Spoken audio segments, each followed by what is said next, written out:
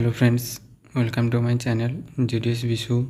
जो তোমাদের জিডিএস এর সেকেন্ড লিস্ট তো চলে এসছে। সেকেন্ড লিস্টে ডকুমেন্ট ভেরিফিকেশন লাস্ট ডেট আছে 6/5/2025। তো তোমরা তাড়াতাড়ি গিয়ে ডকুমেন্টস ফার্স্ট ডিবিটা করিয়ে নাও এবং সঙ্গে মেডিকেল সার্টিফিকেটটা বানিয়ে নিয়ে আনবে এবং সেন্ট্রালের যাদের কাস্ট সার্টিফিকেট আছে যাদের সেন্ট্রালেরটা তো অবশ্যই নিয়ে আসবে।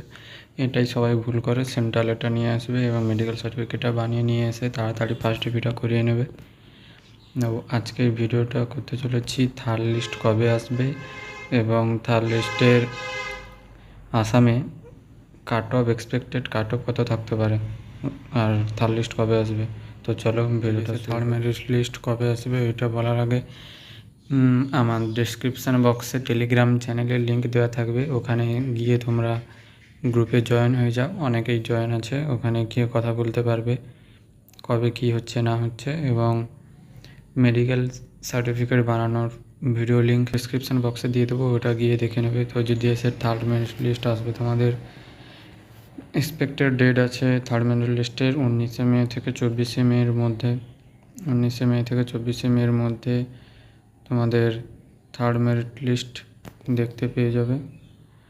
আর আসামের সেকেন্ড মেরিট লিস্টের কাট অফ গেছে ইউআরের 94.71 লো কাট অফ, ওবিসির 94.66, আর এসসি 94, এসটি 87.71, ইডব্লিউএস 92.42।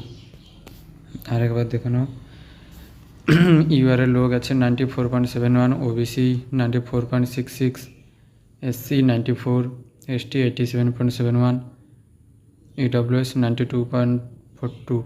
তো আসামের third list cutoff expected যেতে পারে যেটা সেটা হলো ইউআরের 90+, ওবিসি 90+, এসসি।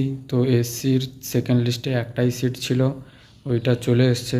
যদি ওই সিটটা নিয়ে নেয় তো আর থার্ড লিস্টে এসসির সিট দেখতে পাবে না, এই জন্য নো করে দিয়েছি।